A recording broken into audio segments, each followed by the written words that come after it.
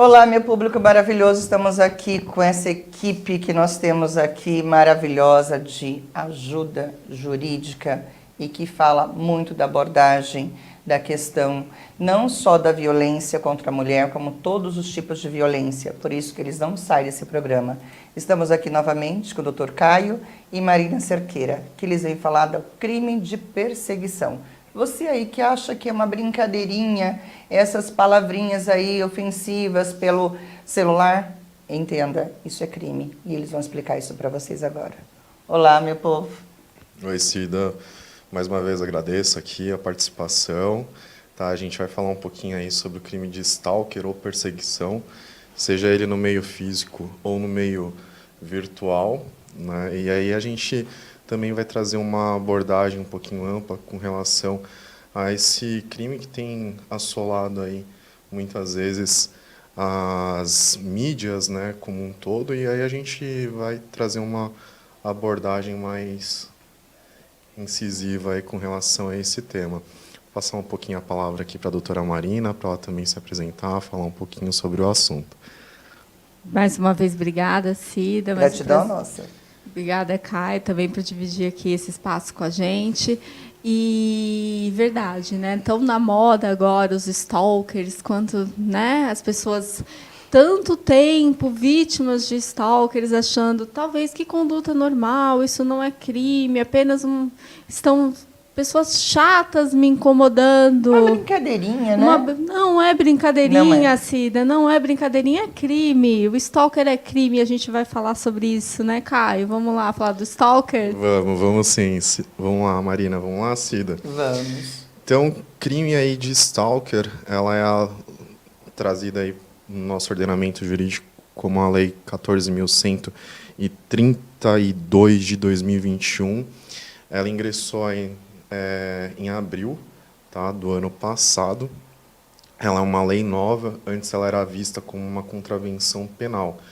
E hoje não, ela é vista aí dentro do nosso Código Penal brasileiro e ela traz aí uma conduta reiterada do agressor que vem aí de forma a trazer aí problemas físicos ou problemas psicológicos para as vítimas, seja ele no meio virtual ou no meio físico. Interessante, físico. Sim, Cida. Por quê? O que acontece? Muitas vezes o stalker, ele começa, né, de uma forma mais branda, dentro do meio virtual, curtindo fotos, por exemplo, numa rede social, por exemplo, como o Instagram. E aí ele vai lá, curte uma foto, depois faz um comentário. E aí você vê que esse tipo de abordagem é normal no primeiro momento, né? Mas aí a pessoa passa a incomodar. E aí a pessoa acaba ultrapassando a esfera aí do bom convívio, né? E aí ela começa a mandar directs, começa a querer poder pegar e ter maior representatividade com relação a essa pessoa também na esfera pessoal. Então ela começa no meio virtual e depois ela ingressa para o meio físico. E aí ela começa a, de certa forma, encher o saco da pessoa. E aí ela começa a ficar uma pessoa um tanto quanto inconveniente. Tipo de uma perseguição. Exato. E aí, posterior a isso, pode trazer maiores gravames, né, com relação à insistência, à reiteração, ser de forma violenta, né, comentários violentos, e aí trazer transtornos aí psicológicos para a vítima que está sendo aí invadida no seu espaço, seja no espaço familiar, seja no espaço de trabalho, ou até mesmo numa viagem que ela venha fazer aí de negócios, ou até mesmo de umas férias que ela possa estar tendo, e aí a pessoa acaba indo até esse local que ela posteriormente, ou que por virtude ela venha a ficar aí com amigos ou familiares, ou até mesmo um companheiro ou companheira. Então, tudo isso a gente vai agregar, vai falar um pouquinho sobre esse assunto. Alguns exemplos também a Marina pode trazer aqui à tona, fazer algumas ponderações, né, Marina? Que acabam também acrescentando, né, de certa forma, principalmente na parte de segurança, né, pública. Isso. Então, eu tenho certeza que ela vai enriquecer bastante nosso assunto. Por favor, doutora. Como bem dito pelo Caio, por que da punição do stalker? Porque a gente sabe que, infelizmente, quando começa uma conduta que nem essa, há grandes chances de se evoluir para outros atos, para uma ameaça, para uma lesão, e daí por diante. Então, por que a preocupação da legislação em já punir essa perseguição, tentar, com a punição, parar daí a ação da pessoa? Então, Cida, o que é importante falar? Por exemplo, vamos pensar no caso de um relacionamento. Eu tive um relacionamento, eu terminei com a pessoa. Suponhamos, essa pessoa está vindo e não aceita o término, inconformado com o término do relacionamento, vai lá, me liga 50.000 vezes, tenta mandar 50.000 mensagens pelo direct, curte 50.000 vezes a foto. Eu sou obrigada a conviver com isso? Obviamente não sou. Além daquela questão, nunca fui. E outra questão, a legislação pune isso. E isso é importante a ser dito, porque muitas mulheres, eu garanto que são vítimas de ações reiteradas, de chateações como essas, aquelas pessoas inoportunas que já extravasa, né, a questão do inoportuno, da constância. Então, elas são perseguidas, seja por meio físico, seja por meio virtual, constantemente contatadas, tem que bloquear a pessoa, tem que ou também ofendidas. Então, é importante dizer, ninguém é obrigado a passar por isso. A legislação protege. Isso não é brincadeira, é crime. É crime. É crime, é muito importante. Nós temos uma legislação que não nos ampara. Nós não somos obrigados, até por uma questão de educação, não é? Já não temos, né, que nos sujeitar a isso, às questões inoportunas, mas é importante dizer também que a legislação protege a gente desses tipos de ato. Interessante. Vou perguntar para vocês dois. Então, hoje, qualquer tipo de situação a qual me coloca como vítima, desde que seja um segredo que eu contei para alguém, um relacionamento que eu tentei terminar e outro lado não aceita, dentro de um ambiente de um trabalho, alguém usar alguma coisa contra mim para subtrair algo de mim, é crime. Sim, Cida, é crime.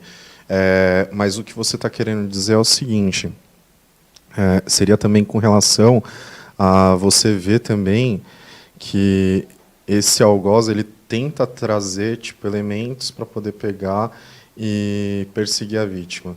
Uma manipulação.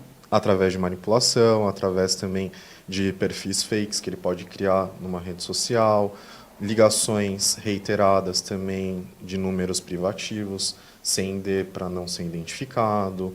Então, assim, todas essas formas maliciosas ele acaba trazendo para poder pegar e ter que encher aí, de certa forma, o seu ego e importunar a vítima com o que está